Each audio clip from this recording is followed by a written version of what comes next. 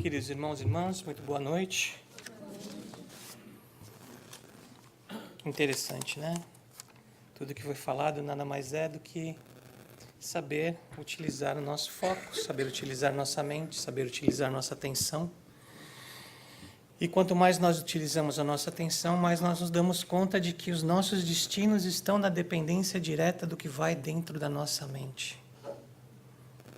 O que nós fazemos se reflete no nosso dia a dia. O que nós pensamos se reflete no nosso dia a dia. O que nós falamos se reflete no nosso dia a dia. A energia que a nossa mente cria atrai energia igual. Então, a nossa conversa de hoje vai ser bastante apoiada no fato de que o Espiritismo é uma ciência. E é uma ciência, como todas as ciências, o que se fala é exato. Ela tem um fundo filosófico e uma base religiosa, mas são coisas específicas, porque nós não entendemos a nossa mente. Por quê? Porque a maior parte das nossas decisões, isso dito pelos neurocientistas, são subconscientes. Na verdade, em Harvard chega ao número de 95% da nossa tomada de decisão como sendo inconsciente, subconsciente. Ela é tomada através de percepção e não de razão. E talvez por isso a gente realmente não consiga trabalhar de verdade todos os conceitos que a gente necessita trabalhar. Vou pegar meu olhinho postiço. Vamos nós. Todo mundo sabe que o cérebro é dividido em dois lobos, certo? Um se diria o racional, o outro se diria o emocional. E aí, quando a gente fala de emocional, a gente fala muito em coração. Só que como já foi falado pelo nosso querido amigo e palestrante Humberto Fabre, quando se fala em coração, não se fala no órgão que embomba sangue, sim no chakra que trabalha com a parte do coração, que tem uma função muito maior do que simplesmente manter o corpo vivo. O homem bom tira coisas boas do bom tesouro do seu coração, e o homem mau tira coisas más do mau tesouro do seu coração. Os nossos destinos estão na dependência direta da nossa mente. Eles são fatalmente o que ela determinar que eles sejam. Do estado da nossa mente, das visões, das imagens que cria e desenvolve, do modo e da maneira com que ela se ajuiza em tudo que vemos, que tudo que cai sob o domínio da nossa percepção. Da boa ou má função da mente depende a boa ou má direção dos nossos caminhos. Quando a gente vê uma doçura como essa, a nossa mente se derrete. Mas aí chega um amigo que não é tão doce ou não tem a idade dela e o nosso coração não se derrete. Nosso coração, você só vê uma pessoa. Mas, eventualmente, talvez essa pessoa precise da mesma candura e da mesma doçura que essa princesa que chegou aqui precisa. E, às vezes, nós não conseguimos entender. Nós temos que entender que as sementes que nós espalhamos, tanto do bem como do mal, elas germinam, independente de serem boas ou más. Elas vão cair em algum terreno e vão frutificar. E como nós trabalhamos, nós estamos num mundo de provas e nós vamos ter reações, certo? Às nossas sementes. O que nós plantamos, nós vamos colher. Então, não adianta a gente começar a falar, puxa vida, eu sou tão isso, eu sou tão aquilo, é a minha falta de sorte. Não, não é só falta de sorte, simplesmente você não fez com que a sua sorte andasse para frente. Existe um escritor espanhol chamado Rovira, que ele diz o seguinte: sorte nada mais é do que uma coisa que nós criamos. Boa sorte vem, nós recebemos aquela dose e não sabemos o que fazer. Quando nós plantamos um terreno e esperamos pela sorte, o vento vem carregando a semente, cai num terreno fértil e brota. Quando cai num terreno que não está fértil, ele não vai brotar, apesar de ter todas as condições. Então nós temos que fazer a nossa sorte, a sorte depende da gente. Coração é a natureza dos nossos pensamentos, dos nossos sentimentos, que nosso espírito irradia, o estado da nossa mente, das visões, das imagens que cria e desenvolve. Gente, simples assim. Você pensa numa coisa boa, você se carrega de energia boa. Você manda para as pessoas que estão ao seu lado energia boa. E é muito difícil que ela te devolva uma energia ruim. Você se carrega de energia ruim e você quer receber coisa boa. Fica difícil. Mas o que acontece é que nós não pensamos nisso, nós não raciocinamos isso. Exatamente por quê? Porque nós mais reagimos do que agimos. Nós mais temos uma contração do que uma ação de verdade. Então, a ideia é sempre se colocar na frente quando possível. Por essa razão que são necessárias várias experiências, várias existências para plantar e colher, preparar o solo e semear novas sementes. Essa existência nada mais é do que a colheita da existência anterior. E plantando sementes para uma próxima colheita. Então, cada encarnação que nós temos, nada mais é do que um resultado da anterior, e da anterior, e da anterior.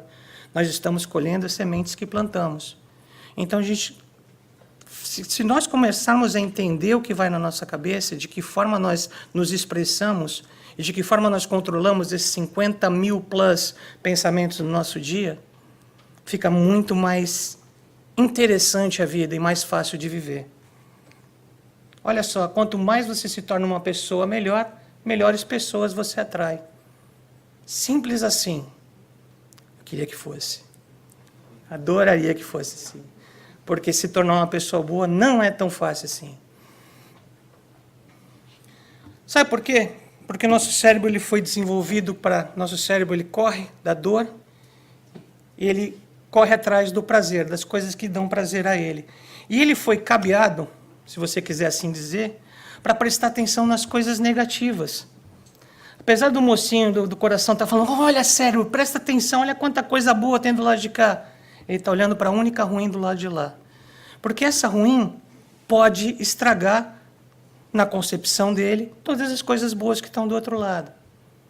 Mas aí vem a pergunta, reeducando, renovando nossas mentes. Se você fica perdendo muito tempo, ou se você fica o tempo todo olhando só para o ruim, que tipo de energia você está criando e que tipo de foco você está criando? Você está olhando só para aquilo. Eu já fiz uma brincadeira aqui, e mais para frente vocês façam com outras pessoas, que é muito simples. Você peça para ela olhar uma cor no local, peça para contar até 10, fechar o olho, e aí fale para ela falar para você uma outra cor. Em geral, eu falo a cor da minha camisa. E as pessoas não conseguem falar, porque o nosso cérebro é autodeletante. Aonde você informa para ele ir, é o que ele enxerga. E quando ele enxerga uma coisa, ele deleta as outras, porque é muita informação ao mesmo tempo. Então, se você enxergar só o ruim, ele deleta todo o bom. E a gente só enxerga o ruim. Então, qual é a opção? É de enxergar o bom. Como? Como é que a gente consegue enxergar o bom? Como é que a gente consegue exercitar o bom? Como é que a gente chega lá, gente? Foco. O que é foco? Foco e focalizar são sinônimos que significam pôr em foco, salientar, pôr em evidência. Eis a questão, diversificar a atenção ou simplesmente focá-la. É óbvio que a mente emaranhada a uma única ideia pode nos custar ficarmos presos, obcecados por uma coisa. Mas o foco não é isso. O foco é simplesmente, por exemplo, como vocês já me ouviram falar algumas vezes, acorda. E na hora que você está acordando, antes do teu cérebro começar a pôr o primeiro pensamento na sua cabeça, começa a agradecer. Obrigado pela minha cama, pelo meu colchão, por ter água quente, por ter saúde, por ter emprego, por ter comida, por ter família. Você está falando para o seu cérebro procurar informações para agradecer. Você está dando uma ordem para ele, literalmente, você está dirigindo ele. Quando você parar, você acha que acabou a tua lista, mas ele vai continuar funcionando dentro da tua cabeça, buscando mais informação para ser agradecido. Portanto, sua manhã vai ser buscar informação para continuar agradecendo. Cérebro, olha o bom do lado de lá. A gente está falando para ele, olha para lá, não olha para cá. Aqui eu já conheço. Olha para o bom. Olha para as coisas que te fazem bem. Olha para as coisas que podem melhorar o teu dia. E caminha dessa forma. A gente está treinando o nosso cérebro, a gente está trabalhando com o nosso cérebro para melhorar o nosso dia a dia. Da boa ou má função da mente depende a boa ou má direção em que tomamos caminho na nossa vida. Quanto mais nós exercitamos ela para estar bem, mais ela vai estar bem. Por que o Espiritismo diz para a gente se instruir? Para quê? Para ter pontos de vista diferentes, para poder contestar. O palestrante que sobe aqui não sabe tudo, pelo contrário. Então, se você tem alguma dúvida, vá, instrua-se. Porque você está dando informação para o seu cérebro, você está dando direção para ele, você está tomando a sua decisão. Nós somos muito acostumados, nas nossas religiões, a seguir uma ordem, a seguir uma direção. Chegava lá o padre, ou o pastor, ou o rabino, e falava uma coisa e nós seguíamos aquilo que era falado. Por que o Espiritismo é mais difícil, digamos assim, de ser entendido? Porque a direção é sua, não é de mais ninguém. Você que vai entender o que está sendo falado com a sua percepção, com o seu jeito, com o seu cérebro, com a sua mente, com o seu foco, com a forma que você vai interpretar e usar para a sua vida. Se você interpretar, não preciso disso e não usar, ok. Ação e reação. Não usou, não tem resultado. Ação e reação. Usou, tem resultado. É simples. É uma questão de escolha nossa. E às vezes a gente não quer escolher. Às vezes a gente quer que escolham para a gente. Porque fica mais fácil. Ontem eu era inteligente e queria mudar o mundo. Hoje eu sou sábio e estou mudando a mim mesmo. Mais ou menos isso. Não queira mudar os outros. Não queira mudar o mundo. Se você não mudou. Porque senão como é que fica? Fica muito difícil.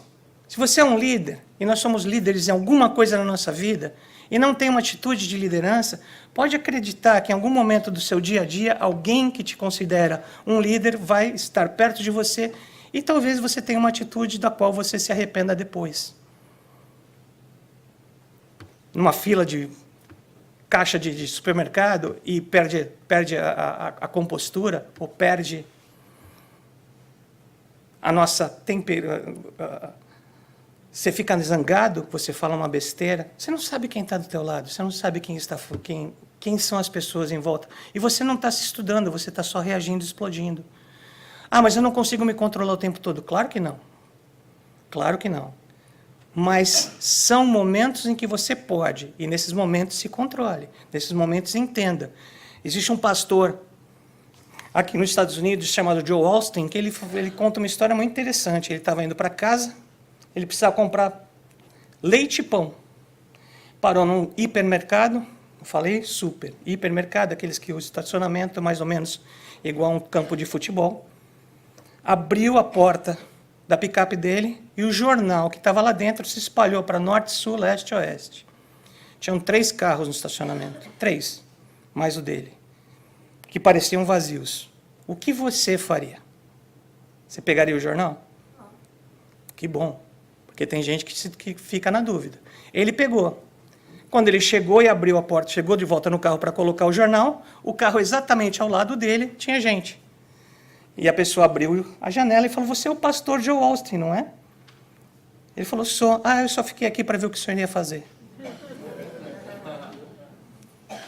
É para você que você faz, não é para o outro. Mas existe sempre essa cobrança, existe sempre alguém olhando para você. Então, se você quer uma coisa bem feita, comece por você. Não tente mudar os outros, tente mudar você. Que gênero de visões e imagens a nossa mente gosta de trabalhar? Aqui está entrando numa área bem interessante, gente, porque não é que tipo de imagem nós passamos na nossa cabeça, é que tipo de imagem nós acalentamos. Qual é aquela imagem que nós gostamos? E muitas vezes não é uma imagem certa, não é uma imagem bacana, não é uma imagem positiva, mas mesmo assim a gente gosta. Nada conseguiremos no sentido de nossa melhoria e de nosso progresso sobre qualquer aspecto enquanto não prestarmos acurada atenção às condições da nossa mente. Saber iludir-se bem é uma das muitas lições que recebemos na vida familiar. A título de exemplo, citamos os pais, que sempre acreditam que seus filhos, mesmo percebendo que suas afirmações são contraditórias ou vazias, estão certos e são bons. sempre é o amigo, sempre é a amiga. Nunca é o meu filho. Meu filho é bom. Meu filho não faz isso. Faz. Faz. Assim como a gente fazia em outro nível, mas faz. Porque ele é ser humano. Porque ele passa pelas provas que a gente passa. Porque a gente não tem como reagir por ele. Mas nós, o que de tudo isso? Os pais se iludem porque eles são afetados por desejos conscientes de terem filhos fiéis e perfeitos. E aí, o que acontece? A gente esquece que nós estamos no mundo de provas e expiações. Onde está a perfeição aqui? Evangelho. Segunda página. Planeta Terra é um hospício ou uma prisão? Newsflash. Ou somos presidiários ou somos loucos. Eu me considero um presidiário louco. Portanto, não temos filhos perfeitos, gente. Não adianta se enganar, adianta entender. Eu mesmo fiz isso, e eu acho que muitos de vocês fizeram. Fechar o olho quando eu sei que a minha filha e o meu filho estão fazendo errado. Porque eu não quero enfrentar a realidade, porque está difícil, porque eu estou do outro lado do mundo, porque eu estou trabalhando a 40 milhas de onde o meu filho está fazendo besteira na escola, e eu não quero... Eu fecho o olho. Eu acho que está tudo bem. Essa é a realidade, essa é a imagem que me apraz, que me agrada naquele momento manter. Mas, gente, antes fosse só esse tipo de imagem. Sabe por quê? Olha só. As mentiras que mais nos causam danos e nos impedem o crescimento espiritual não são tantas que verbalizamos, mas as que contamos inconscientemente para nós, aquelas que nós projetamos. Sabe, uma das coisas mais fáceis de notar é quando você gosta de uma pessoa e a pessoa não gosta de você. Mas você gosta dela. E você gosta tanto dela que vale pelos dois. Você gosta tanto dela que está tudo certo. Que eu caibo dentro desse sentimento. E você vai se alimentando com essa ideia. Você vai se alimentando com essa visão. E essa visão vai te consumindo. E essa visão vai te deixando cada vez mais para baixo. Ninguém precisa levantar a mão, porque eu sei que ninguém nunca passou por isso aqui. Gente, como é que eu saio dessa? Ou como é que eu sei que eu estou nisso? O nosso querido amigo Sting, o músico, criou uma música que é literalmente o ABC do obsessor, chamado Melô do Obsessor. Chama-se Every Breath You Take. Every breath you take, every move you make, every step, every vow you break, I'll be watching you. Creepy! Absolutamente complicado. Cada passo que você dá, cada respiração que você respira, cada vez que você quebra um voto, eu vou estar te olhando. Sai de mim. Pelo amor de Deus. Gente, você está obsediando a outra pessoa. Você está sendo um obsessor em carne viva. Nossa, ela tentou me matar na minha relação. Matar mesmo, e matar. Eu consegui sair. Mas eu estou aqui hoje e não consigo parar de pensar nela. Porque eu amo ela. Jura? Não é brincadeira, gente. Existe isso de verdade. Existe isso, não é? Não estou pintando com cores fortes, não. Existe isso. E nós podemos chegar nesse ponto se a gente acreditar demais na nossa mentira. Qual é a verdade? Qual é a verdade, gente? O errado é errado, mesmo que todo mundo esteja fazendo. O certo é o certo, mesmo que ninguém esteja fazendo. É difícil? É espartano? É. Mas quando se trata da gente, o que é errado. Se você gosta de uma pessoa que já tem outra pessoa, está errado. Se você gosta de uma pessoa que não gosta de você, está errado. Se você gosta de uma pessoa que quer te destruir, está errado. Por que você vai continuar fazendo mal para você mesmo? Por que você vai continuar acreditando que seu filho é um santo, enquanto ele está tocando fogo na escola? Gente, vamos parar de contar mentira para nós mesmos, porque essa é a primeira parte, esse é o primeiro passo. Aceitar que o que nos compraz, muitas vezes, não é tão legal assim. Não é tão bacana assim. Tem certas coisas que A maior parte, na verdade, o errado é errado. É errado, é errado. O que eu vou fazer? É errado. Move on. Vira a página. Passa para outra. Vai doer? Vai. Está doendo muito mais, você continua nessa. É isso que a gente não percebe. Ah, mas vai doer. Mas já não está doendo agora. Então, você prefere uma dor contínua e menor do que uma dor de verdade e onde você passe. Então, a gente volta para a história do cachorro e do menino. O menino chega para o vizinho e fala, moço, moço, moço, leva seu cachorro no veterinário. Ele ficou uivando a noite inteira. Aí ele fala, como assim? Olha lá, ele está uivando. Ah, isso? É porque ele está deitado numa cama de prego. Ai, meu Deus. Aí ele fala, mas por que ele não levanta? Ele fala, porque a dor não é forte o suficiente. É isso que a gente faz, gente. A gente fica deitando em cama de prego, sentindo a dor e aguentando a dor e contando para a gente mentira que não está doendo. E só a hora que um preguinho entra no nervo que a gente levanta. É masoquismo.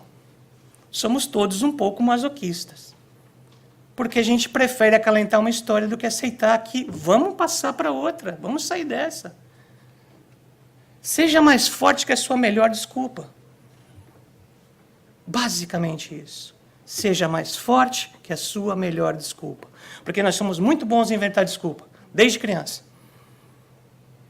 No começo não pega, né? Porque a gente não tem aquela malícia toda e a mãe descobre na hora que... Nossa mãe tem aquele detector de mentira infalível, né? Ou é o nariz infalível ou é o detector de mentira. Eu já ia falar com a minha mãe chorando, porque eu já sabia que ela já ia saber que eu tinha feito. Ah, não adianta, não vou nem falar nada, porque ela vai pegar. Mas com o tempo você fica expert. Você começa a colocar umas pitadas e fala, ah, agora deu certo. E aí você se compraz com isso. Para quê? Para quem que você está contando a mentira? Para você mesmo. Para quê?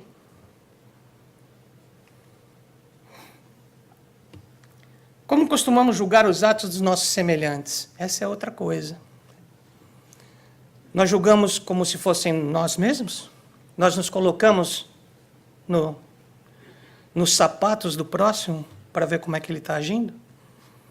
Ou nós simplesmente trabalhamos com transferência? Em psicologia também chamada de efeito sombra. Tudo que eu não gosto em mim, e eu não admito que eu tenho, eu olho para o próximo, eu enxergo no próximo e eu caio de pau. Eu caio matando. E aí, como é que faz? Está dentro de você, mas você só vê no outro. Como é que a gente trata o próximo? A gente tem que ter senso crítico. E a palavra crítico vem do latim criticus, derivado do grego kritikos, que julga, avalia, decide, ou seja, que questiona sempre. Antes de julgar, a gente tem que questionar. Somente desenvolvemos o crivo da razão quando aprendemos a arte de questionar. Questionar é pensar, refletir, contestar fatos, conceitos. É apresentar ideias em objeção a outras ideias. É investigar metodicamente algo ou opiniões. Devemos ter o hábito de perguntar a nós mesmos se aquilo que temos a nosso dispor é realmente bom. Se é o melhor segundo nossa concepção de vida. Não vamos aceitar as coisas que nos são dadas como feitas. Vamos sempre ter o nosso senso crítico, a nossa definição do que é. Mas isso é egoísmo. Não, isso é individualismo no bom sentido. Você ter o seu senso crítico, porque nós acostumamos, o ser humano ele tem duas necessidades vitais. Primeira, de ser amado. Segunda, de pertencer. Isso a gente descobre logo quando nós estamos no ginásio. Olha como eu sou velho, ginásio. Colegial. A gente percebe logo isso, porque a gente quer fazer parte da turminha. Em geral, o chefe da turminha, pelo menos na parte dos meninos, é o senhor sem cérebro. Muito músculo, zero de cérebro. E você tem que seguir o que ele faz. Então, você vai fazer um monte de atitudes nonsense para pertencer. Sem cérebro que nem ele. Mas não tem nenhum remorso, porque você está sendo recompensado de pertencer à turminha. E a gente tenta ficar pertencendo a tudo e tentando fazer o que os outros gostam para nós continuarmos pertencendo. Pertencendo a uma casa espírita, pertencendo ao nosso grupo do trabalho, pertencendo ao nosso grupo de esporte, pertencendo. E quando é que você vai ter o seu destino na sua mão? Quando você vai ter a sua opinião formada e você vai falar, não, desculpa, não gosto. Não vou nem entrar no assunto, gente, mas olha só as brigas que estão dando por causa de eleição. Pessoas tentando convencer outras pela força. Não existem argumentos. Que pena. Para quê? Eu não quero pertencer a nenhum desses dois grupos. Sinceramente. Nós estamos escolhendo o ruim ou o menos pior. Fazer o quê? Por quê? Porque nenhum deles, neste momento, ainda disse o que ele quer de verdade para o país.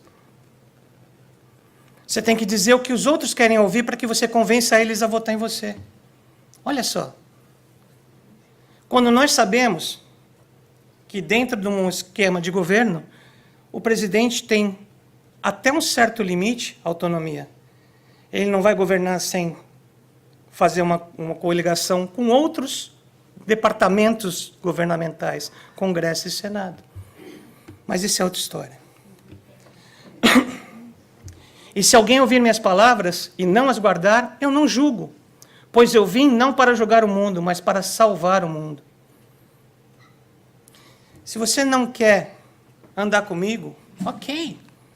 Se você não quer ouvir o que eu estou te dizendo, ok.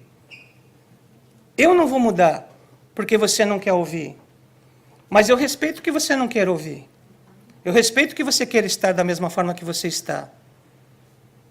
Eu vim tentar, essas são as palavras de Jesus, a gente veio tentar salvar o nosso mundo interior. De novo, se estamos no planeta de provas e expiações, é porque nosso mundo está bagunçadinho, gente. Nosso mundo não está tão bacana assim como a gente pensa. Nós viemos tentar salvar o nosso mundo, tentar dar um jeito nele. Tome cuidado com o vazio de uma vida ocupada demais. O que quer dizer isso, gente? Nós nos ocupamos com muita coisa que não tem nenhuma função. Na verdade, existe um estudo sobre esses 50 mil pensamentos do Dr. Miguel Nicoleles, que diz o seguinte, dos 50 mil plus pensamentos que nós temos no dia, 8% tem alguma efetividade na nossa vida. Quer dizer que 92% são nada. Nós pensamos sobre coisas que já passaram, não podemos mudar. Coisas que vão vir, não sabemos se vai. Coisas que podem acontecer, não sabemos se vai. Ah, e se? O e se é maravilhoso, né? E se? E se? Não vai adiantar. E a gente continua pensando. E a gente continua pensando. E o pensamento nada mais é do que energia. Energia sai do nosso corpo. E o nosso corpo se baseia, tira a energia da glicose. E quando você pensa demais, e quando você trabalha demais na frente do computador, é como se você tivesse corrido uma maratona. Você está tão cansado quanto, porque você usou toda a energia mental para consumir a sua energia física do corpo. E aí você está ocupado demais, com um grande de um vazio, porque você não fez absolutamente nada. Não chegou a nenhuma conclusão. Alguém aqui nunca perguntou por que eu? Por que isso acontece comigo? Olha só, por que você não pergunta por que não eu? Põe um nãozinho na frente. Se está acontecendo com você, é porque é para você. É um teste seu. Então, o que eu tenho que aprender com isso? Por que não eu? O que eu tenho de mais ou de tão especial assim que não pode estar acontecendo isso comigo? Pode, está. Então, deixa eu tratar disso. Por que não eu? Ué, eu não sou tão diferente de ninguém. Todo mundo pode ter. Todo mundo quer colocar na sogra, no sogro, no vizinho, as culpas. Desculpa, é nossa. Nós é que causamos as nossas encrencas, não é ninguém mais. E aí, quando não tem mais ninguém para culpar, nós culpamos Deus, porque a gente não vê. A gente sabe que ele existe, mas não prova. E aí, é a minha má sorte. Deus não gosta de mim. Nasci com a lua virada. Não sei, com a espinha torta. Não sei, gente. É tanta coisa que fala, que você fala, não, eu não estou ouvindo isso. E o pior é que a gente fala. E quando nós falamos, a gente ouve menos ainda. Então vamos começar a colocar os prós e os contras. né? De como é que a gente faz, que juízo que a gente faz da justiça divina. Posso te dar um rapidinho. Eu não estaria falando aqui com vocês se eu não tivesse nascido com as mãos assim. Não teria. De forma alguma. Talvez eu tivesse sido, como o americano chama, um spoiled brat. Porque eu tinha uma situação razoável na família dos meus pais e não precisaria ter passado nenhum problema maior de bullying, de qualquer coisa. Só que por causa disso, toda vez que alguém falava para mim que eu não podia fazer, atiçava o meu... Ah, é? Aguenta a mão. Segura as pontas, eu vou te mostrar se eu não posso fazer. Cabeça dura? É, mas pelo menos eu usei para o lado certo. E se eu não tivesse nascido com isso, escolhido nascer com isso, eu não teria isso, gente. Como é que você usa a sua encrenca, como diz o Dr. Alberto Almeida, a seu favor e não contra você? Contra você nós somos experts. Mas como é que você usa a sua encrenca a seu favor? Como é que você vira a mesa? Como é que você fala, puxa, eu tenho isso e isso vai me melhorar onde? De que forma? Existem formas, mas a gente tem que pensar. Não basta que os lábios gotejem leite e mel, se o coração nada tem com isso, a hipocrisia. Aquele cuja afabilidade e doçura não são fingidas nunca se contradiz. É o mesmo diante do mundo e na intimidade. Ele sabe, aliás, que se pode enganar os homens pelas aparências, não pode enganar a Deus. Então aqui você tem, literalmente, mais uma pista maravilhosa. Aquele cuja afabilidade e doçura não são fingidas, aquele que é verdadeiro. Nunca se contradiz. Então, se você diz uma coisa, e depois você diz outra, e depois você diz outra, você ainda não está nesse ponto. Você ainda está se contradizendo. Você ainda está falando, como Pedro falou, que Jesus falou para ele que ele ia negá-lo, para não entrar em encrenca, ele negou. Para nós não entrarmos em encrenca, nós nos contradizemos. Nós falamos que não falamos, nós falamos que não votamos, nós falamos que não gostamos, nós falamos que nós não fomos, ou que... para não falar, para não ser honesto, para não ser verdadeiro. Deus, em sua misericórdia infinita, colocou no fundo do vosso coração uma sentinela vigilante que se chama consciência. Escutai-a, ela não vos dará senão bons conselhos. E para ficar uma coisa mais palatável para a gente, o mestre, que é responsável até hoje pela psicosfera feliz dessa cidade que nós moramos, chamado Walt Disney, criou um personagem para representar a consciência, o nosso grilo falante. E ele ajudava o Pinóquio, que fazia o quê? E aí, quando ele mentia, que ele dizia o quê? Imagina se crescesse nosso nariz. Gente, imagina, presta atenção, que tinha de gente abaixando, né? Mas o Jiminy Cricket estava lá sempre para dizer, Pinóquio, presta atenção, Pinóquio, presta atenção. Sabe quem são os nossos Jiminy Crickets? Quem são os nossos grilos falantes? Primeiro, aquele bichinho que fala com a gente quando a gente põe a cabeça no travesseiro. Aí vai, eu estou cansado, deixa para lá. Segundo, chama-se doença. Quando você adoece, é um presta atenção. Já viram a propaganda daquela bebida chamada V8? Ela é uma... o que a pessoa faz quando o V8... Quando vai entregar o V8 na mão da outra? Dá um tapa, né, na testa. Acorda. A doença é um V8. É um tapa na testa. Só que a gente não presta atenção, toma remédio, cura o resultado, não a raiz.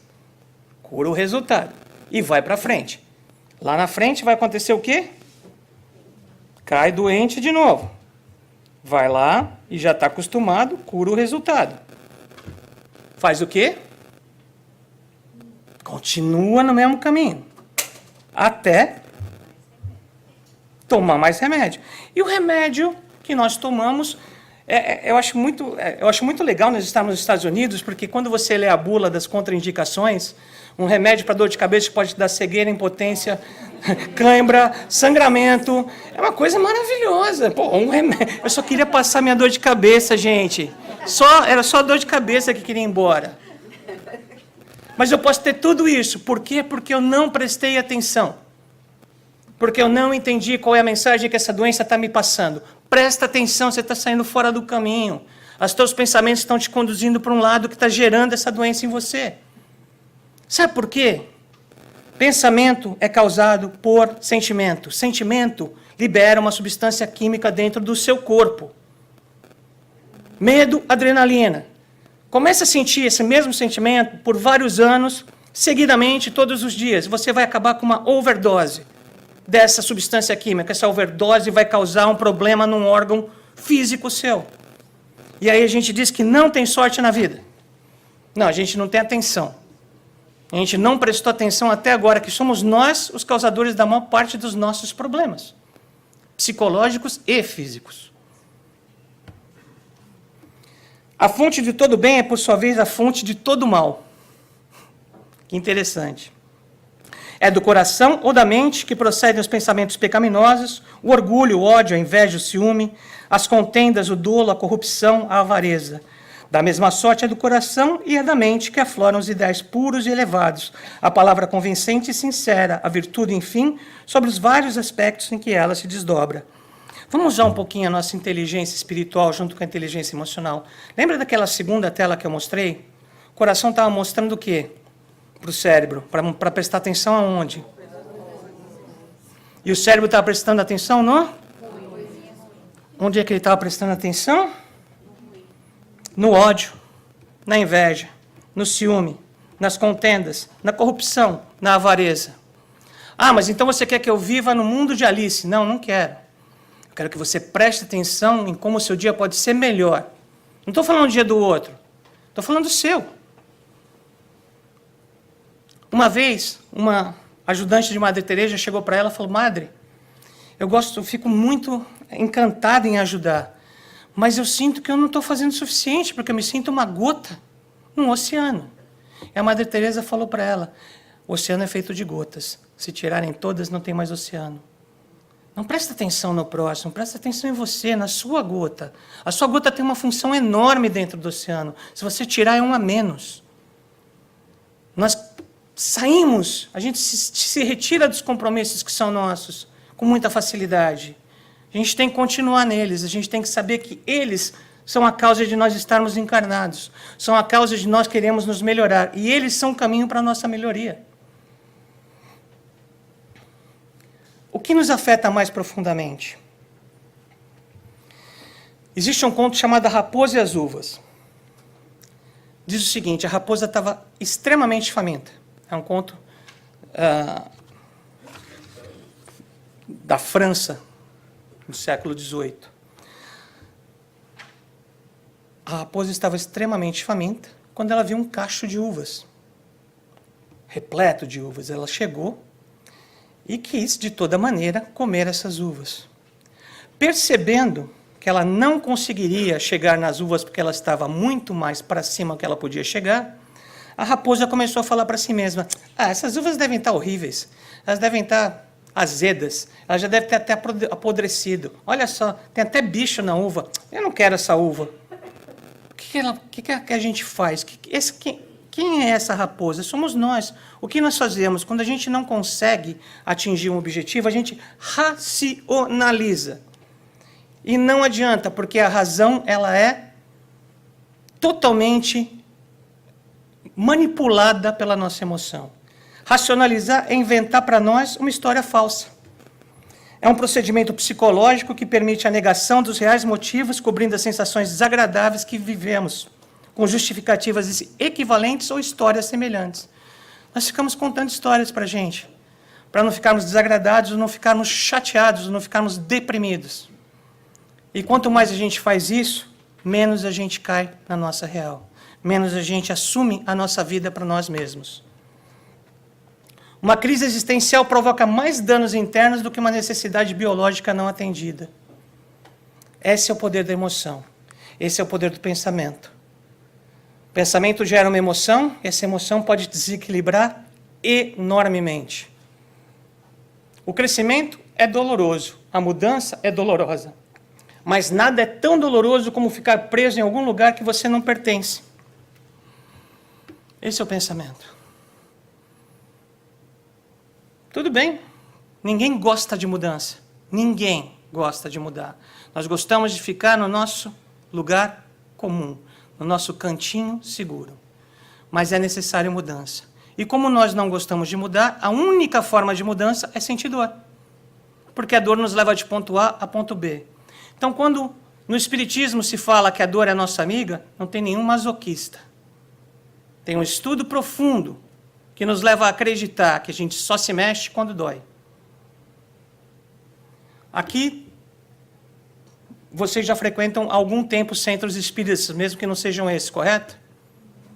Vocês já ouviram alguém chegar na porta de um centro espírita e falar: gente, passei aqui para dizer que eu estou ótimo. Já ouviram? Agora vocês já ouviram alguém chegar e falar: gente, eu estou sofrendo, me dá uma ajuda? É a hora que a gente se mexe. Quando dói. Até doer a gente não mexe. E quando dói pouco a gente também não mexe.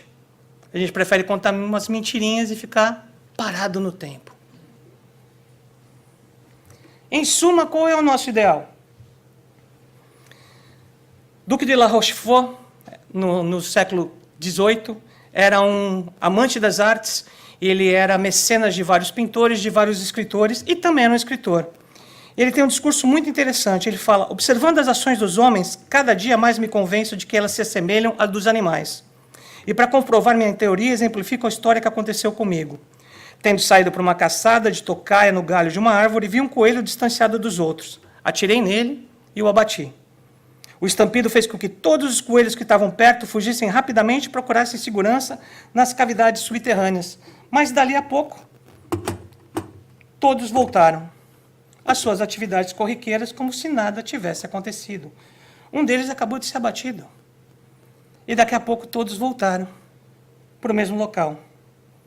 Não age assim também a espécie humana? Ameaçados por uma tempestade, os homens procuram proteção num porto seguro, colocando em segurança a sua vida. No entanto, passado o perigo, eles se expõem novamente a outros temporais, quem sabe até mais violentos. Somos poucos receptivos à renovação das ideias porque acreditamos ser humilhante reconhecer nossas falsas interpretações e equívocos e ter que anular nossas decisões por outras. Nós somos seres complexos com muitos complexos. Quem pensa ser alguma coisa, não sendo nada, engana-se a si mesmo. Cada um examine seu procedimento, então poderá gloriar-se do que lhe pertence e não do que pertence ao outro, pois cada um deve carregar o seu próprio fardo. E aí, gente? Vocês já fizeram essa pergunta para vocês? Vou deixar um minutinho para vocês pensarem. Se o mundo inteiro fosse cego, quantas pessoas você impressionaria? Brabo, né? Isso quer dizer o quanto nós estamos impressionados ou preocupados com a nossa aparência exterior e o quão pouco nós estamos preocupados com a nossa aparência interior. A gente precisa, né, desse up por fora para se sentir bem por dentro, quando seria o contrário. Interagir com o novo é o que deve ser feito. Quantas vezes, por interesses pessoais, fama, dinheiro, ascensão social, apedrejamos o novo, denegrimos sua imagem e o atacamos sem piedade? Quantas vezes, por comodismo, perdemos a chance de evoluir porque não encaramos o novo? As mudanças são necessárias. Mudar faz bem porque exige um novo olhar, amplia o campo de visão, estimula a reflexão e, consequentemente, acarreta amadurecimento. Nós saímos do ponto A e chegamos no ponto B. O homem inteligente é aquele que se adapta às novas situações e com elas se integra. Diante do novo, nem sempre precisamos mudar o caminho, às vezes só o jeito de caminhar. Aí está a pedra de toque. Porque todos achamos que quando chega o novo, nós temos que mudar a nossa direção. Não, nós temos que mudar a nossa forma de caminhar, o jeito que nós estamos fazendo a coisa. Quando chega uma doença, quer dizer que você está caminhando por um lugar errado. Ou você está caminhando errado. Ajeita seu passo. Eu não sei os pais, as mães mais novos, mas na minha época, uma criança que andasse 10 para as 2, 10 para meio-dia, 5 para 1, já ia ter que usar botinha ortopédica. Pô, aquilo era um tormento, gente, aquilo era uma tortura. E depois foi provado que não servia para nada, absolutamente nada. E eu fui um dos torturados. Na boa. Entendeu? Assim, olha o que é o ser humano, olha o quanto a gente quer corrigir a imperfeição do outro. Por quê? Se o interessante em nós é sermos diferentes. O que é igual não é interessante. A nossa diferença, a nossa polegar, a nossa impressão digital é diferente. Quer dizer que nós somos diferentes e é isso que nos faz interessantes. A gente quer seguir pelo mesmo caminho de todo mundo. Cada um tem o seu caminho. Mas quando chega a mudança, entende, eu estou caminhando de alguma forma errada. Então, talvez eu não esteja andando mais 10 para as 2, eu já estou andando Charlie Chaplin. Já estou andando 15 para as 3. Aí não vai dar, vai cair de boca no chão. Porque não é todo mundo que sabe andar, né, em posição de balé. Vamos prestar atenção, gente. É mais fácil prestar atenção do que deixar a nossa vida seguir o barco que ela segue. Embora ninguém possa voltar atrás e fazer um novo começo, qualquer um pode começar agora e fazer um novo fim. Que nós, se de tudo que a gente conversou aqui, ficar só essa frase, vai estar muito bem. Se a partir de hoje você se dispuser a prestar atenção no seu 10 para as 2, a prestar atenção na sua doença, a prestar atenção nas perguntas que você faz para você, a prestar atenção se você não está projetando uma coisa no outro que você não gosta em você, e assim por diante, eu tenho certeza que o fim vai ser bem diferente. Por que não começar hoje, né, gente? Obrigado.